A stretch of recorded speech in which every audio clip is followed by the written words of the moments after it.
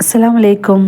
വളരെ കുറഞ്ഞ ചിലവിൽ ഈസി ആയിട്ട് ഒരു ക്രീമി പാസ്ത മക്കൾക്ക് ഇഷ്ടപ്പെടുന്ന രീതിയിലുള്ള റെസിപ്പിയാണ് ഇവിടെ നിന്ന് കാണിക്കാൻ പോകുന്നത്. Welcome to Shalo's dreams.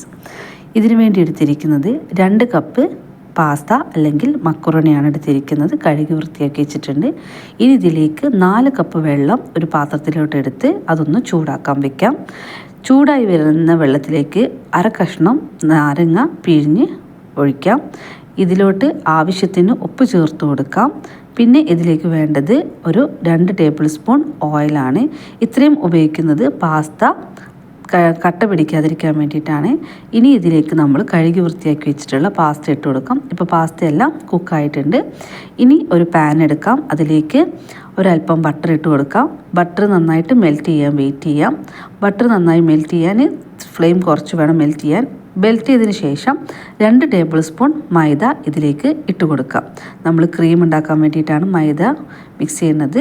നമുക്ക് കടയിൽ നിന്ന് ഫ്രഷ് ക്രീമിൻ്റെ ആവശ്യമൊന്നുമില്ല.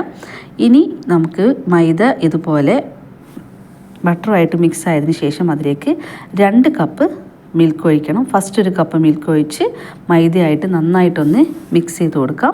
അതിനുശേഷം ഈ ഒരു രീതിയിലാകുന്ന സമയം അടുത്ത കപ്പ് പാലും കൂടെ ഒഴിച്ച് നന്നായിട്ടൊന്ന് മിക്സ് ചെയ്യാം.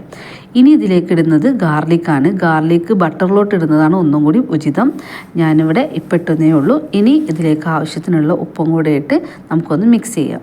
ഏകദേശം ഈ ഒരു തിക്കാവുന്ന സമയം ഇതിലേക്ക് ഒരല്പം ചില്ലി ഫ്ലെക്സും കൂടി ഇട്ട് കൊടുത്ത് നമുക്കൊന്ന് മിക്സ് ചെയ്യാം. കുട്ടികൾക്ക് എരിവ് വേണ്ടാന്നുണ്ടെങ്കിൽ ചില്ലി ഫ്ലെക്സ് നമുക്ക് ഒഴിവാക്കാവുന്നതാണ്. അതിനുശേഷം നമ്മൾ കുക്ക് ചെയ്ത് വെച്ചിട്ടുള്ള പാസ്ത ഇതിനകത്തേക്ക് ഇട്ട് കൊടുത്ത് നന്നായിട്ടൊന്ന് മിക്സ് ചെയ്യാം. ഇവിടെ നമ്മുടെ പാസ്ത റെഡിയായി. സിമ്പിളായിട്ട് നമുക്ക് ഉണ്ടാക്കാവുന്നതാണ്. അപ്പം ഇഷ്ടപ്പെടണമെങ്കിൽ എല്ലാവരും ലൈക്ക് ചെയ്യണം, സബ് ചെയ്യണം.